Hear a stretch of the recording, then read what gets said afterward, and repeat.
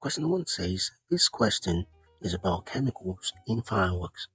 Colored flames are produced because of the metal ions present in fireworks. What color flame would sodium ions produce? Now, from your study of chemical analysis and flame tests, you need that knowledge here. Sodium ions have a burn with a yellow flame. Alright. 1.2 says name a metal ion that will produce a green flame. That's copper. In fact, you could say, you know, that copper even has a blue-green flame. The experiments that, it's a little bit bluish green. By the way, you could 1.3 says some fireworks contain a mixture of metal ions.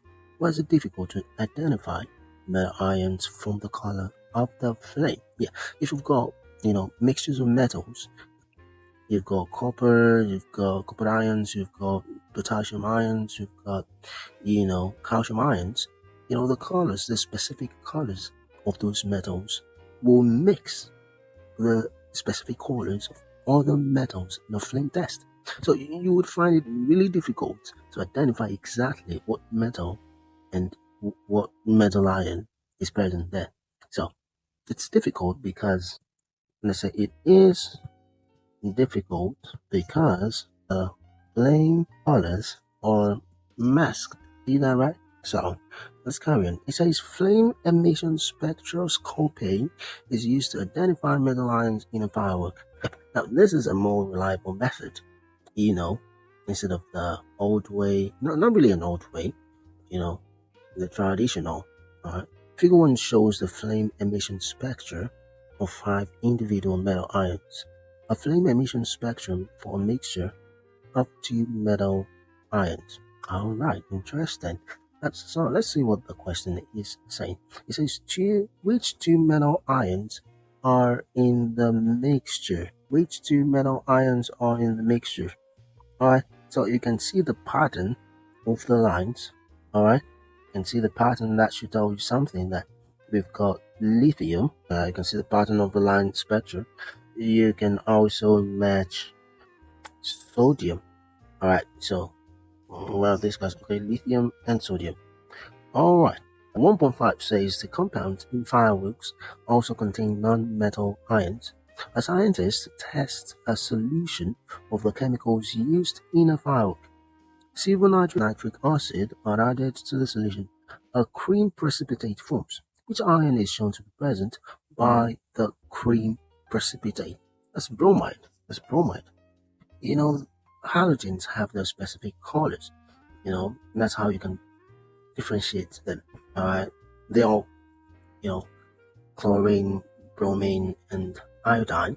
They all, give their own. What's the word now? They produce precipitate. But then the colors of the precipitate can be used to distinguish them in a chemical analysis. Alright, or a qualitative analysis, as the case would be. Alright, and 1.6 says describe a test to show the presence of sulfate ions in the solution. Give the result of the test if there are sulfate ions in the solution.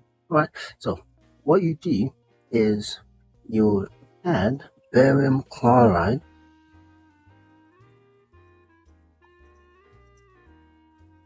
solution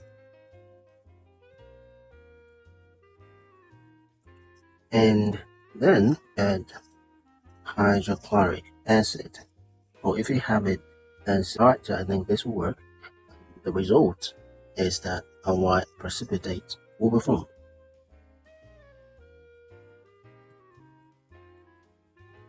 Alright. Question 2 says methylated spirit is a useful product made from a mixture of substances. Table 1 shows the mass of the substances in a sample of methylated spirit. You have all of that figure right. It says, what is the name given to a useful product such as methylated spirit? It has specifications in terms of its, let's use the word ingredient for the lack of a better word.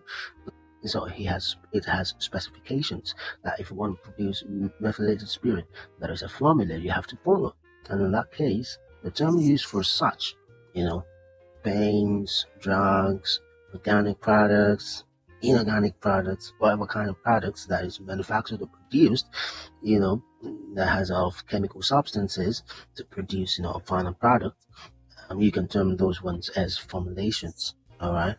Okay. So that works.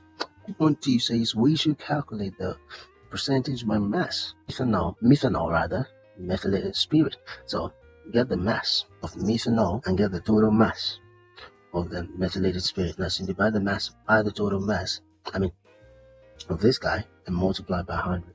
So what do we do? Methanol, that's 23, and you divide that by 265.5 plus the mass of methanol repeated, because you're considering the whole formulation. You have 3.0, and then you've got the violet. This is 1.5. Yeah, let me just extend to this line. Alright, so if you plug this times 100, we should have 7.9%. Right, it says methylated spirit contains ethanol and is always available cheaply. Methylated spirit also contains pyridine, which has a very unpleasant smell.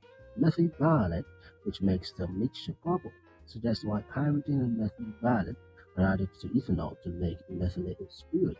And they are added to deter consumption by people, say by its consumers, as the case may be. The 2.4 says suggests one use of methylated spirit. We can use it as an antiseptic. We can also use it as a solvent. Describe how ethanol is produced from sugar solution. Use the name of this acid. Okay, number 1. Oh, that's the name. Alright, let's do this. Number 1, set the name of the process. We start with fermentation. Alright, that's the name of the process. And then you add yeast. It turns the sugar, you ferment it. And then you have a condition in which this happens has to be anaerobic. That's in the absence of oxygen. Alright, so the absence of oxygen. Alright, so I think we've got 2.6 says that this is the power big formula for ethanol. Liquid gas produced when sodium is added to ethanol. Okay, well, I think we keep one question. Oh yeah, 2.6 says we should complete it. Okay, the ethanol we always have that on the last carbon. Name the gas produced when sodium is added to ethanol. Hydrogen, of course. 2.8 says methanol is used to produce methanoic acid. What type of substance reacts with methanol to produce methanoic acid? Those are oxidizing agents. Any oxidizing agent will do that, but most importantly, we've got potassium permanganate, and then we also have dichromate ions too. They do that. Yeah, I guess that's where we're going to stop this video. I don't want to make it too long, and I will see you guys in the next video. Stay blessed.